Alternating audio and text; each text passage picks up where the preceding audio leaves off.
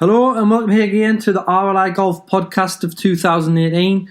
We are now up to our 12th episode and you're listening now to your PGA professional Ryan Ingram.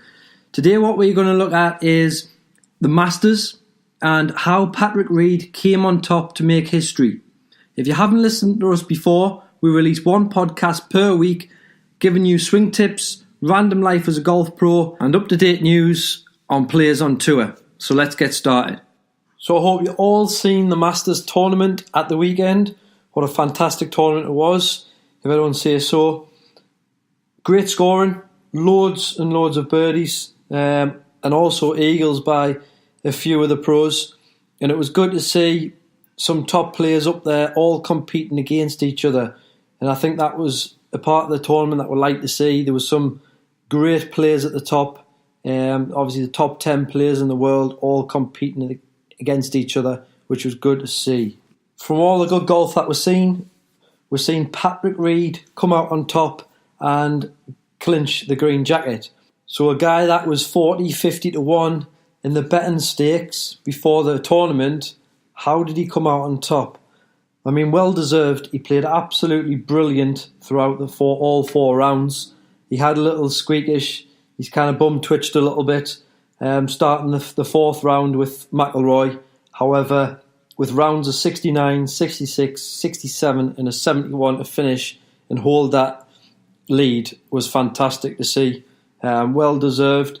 But we all know Patrick Reed more than just his good golf. And yes, it's put him into the history books, but also he's in them history books for other reasons, which I'll touch on and kind of give you an insight behind why Patrick Reed isn't so popular with golf fans. Firstly, Patrick Reed came to popularity on the Ryder Cup tournament 2 years ago, and his match against McIlroy, them two were fighting it out each other, more of personalities rather than the golf, but the golf as well was good to see. One of the best matches possibly there has been in the Ryder Cup, but Patrick Reed was always shushing the fans, shushing McIlroy, and it very much got on people's nerves, and this is why he's become unpopular with the golf fans, especially in Europe. So besides him winning tournaments, which he has done over the last few years since he come onto tour, I think he won 3 tournaments within 7 months in 2012. But besides that, why don't we like Reed? And why doesn't the majority of the Europeans not like Reed? And I think it's down to more than just his attitude and personality across on the golf course, but more so his history when he was in the college level of golf and what he kind of done with his teammates and his family upbringing as well, his popularity with his family, which we'll touch on in this episode. So 2010, Reed was accused of pinching items out of his team locker room, and this didn't go down well with his teammates and became unpopular and unassociated with the collegiate tour players. And this put Reed not being very popular to other, obviously, golf fans that were following the collegiate tour levels, but also his teammates of the event as well. Further on, in 2012, Reed got married in December, and his parents weren't invited to the wedding, along with his sister. And this has never really been spoke about too much, to the reasons why, but it's very interesting to find out why he's not popular also with his family. So we now know that Patrick Reed's parents' family weren't invited to his wedding, but also when Reed won the Masters this year, his family weren't even at the event. They watched close, couple of miles away from Augusta National in their own home and seen it on TV rather than actually being there to celebrate with them. So not a very good upbringing by his parents maybe, or they've had a really good falling out for some reason, but there's something underlying there and possibly the reason why Reed has a personality out on the golf course like he does have. I mean, we all know that Reed, his personality isn't really a good golf etiquette, and it's not a one that juniors or young, inspiring golfers want to be viewing on TV at all. But the determination, the passion there within his golf. And one of the things that I like about Reid is that he doesn't have a sponsorship for any major golf equipment brands. He's seen at the Masters, he used a different variety of golf clubs. And I'll touch on a couple of the golf clubs that he did use within the Masters tournament to win that green jacket. So, yes, he's got a sponsorship by Nike for his clothing. However, he always just chooses what works for him in his golf bag. And I think that's very good that he's dedicated to winning tournaments to earn his money rather than sponsorships. The likes of Tiger Woods, the likes of McIlroy, the likes of the majority of golfers on tour get sponsorship to use certain equipment. So he used a G400 LST driver, which is a low spinning model of the G400, and he hit that very well all week, I must say, hitting a lot of fairways. He even was able to play that cut shot that the commentators were saying that he couldn't play as a natural shot for him. But he also has an old Nike fairway driver. I don't know the model of that, but that's what he had in his bag. Maybe something like a Victory Red, maybe. But he also has an Odyssey putter in there. So again, just different brands. And he uses, put in his bag in the Masters tournament, a new brand that I'm not sure of the name, but begins with an A. And they used to be Nike club makers. So them have kind of brung out their own brand. Old Nike club makers have kind of restarted this brand, and he's obviously liked what they are. He's put them in his bag, and they've done very well for him, obviously, this week, dialing in for distances with his wedges, chipping in, getting up and down in some very tricky scenarios. And as we all know, the greens on Augusta aren't the easiest to read, pardon the punt. So moving on from his equipment, Reid's favourite song to listen to, which he puts on repeat when he's practicing, when he's hitting golf balls, when he's putting, you'll be able to see Reid have some headphones in there. The likes of Ian Poulter does that also, and some other tour players. It's the kind of new modern way of practicing just to zone out when they're preparing for the tournament.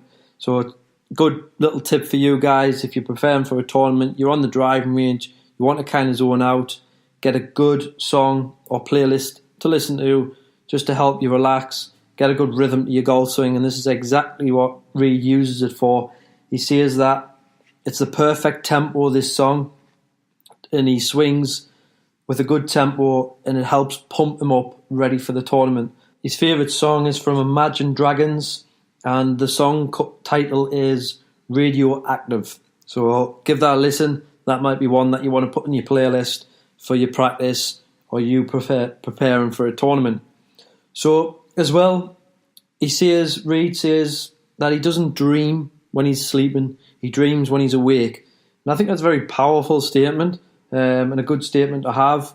He's always dreaming and he's always thinking about, i.e. the Masters and winning that Masters. And he uses this when he's on the putting green, and he'll always have that putt to win the Masters. Us in England might have putt to win the Open when we're playing against each other, or we're doing practice by ourselves.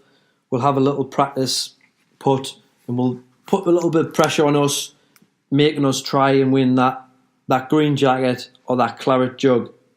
So Reid uses this pressured environment maybe when he's practicing, but he only uses it from 2 feet.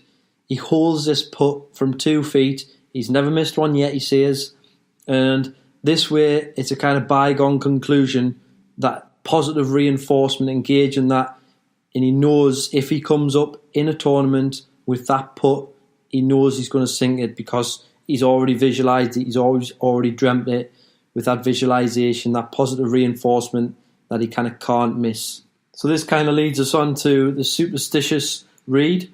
And he does certain things and can't not do them when he's going into a golf tournament. And he's very superstitious to these rituals, you could say, that he has to do or has to have in his bag when he's playing a golf tournament. So the first one I kind of laughed at. He has to have 6 tees in his pocket, and if they do break these 6 tees, he has to empty his pocket of the 6 tees before he can replace 6 tees in his pocket. So he can't kind of add one in to make that 6 up, which is funny because he has to have 6 tees. But he breaks them one by one. Once all of them are empty, he replaces his pocket with 6 tees. His golf ball that he uses has a 3 on it, and he also marks it a certain way also. And I think it is with a certain number that he also uses on his bag tags, something like 1307, I believe, if I remember the number from the Masters tournament. And if you also see that he carries around with him the yardage book, the USA flag, and he also had the umbrella of the USA Ryder Cup team.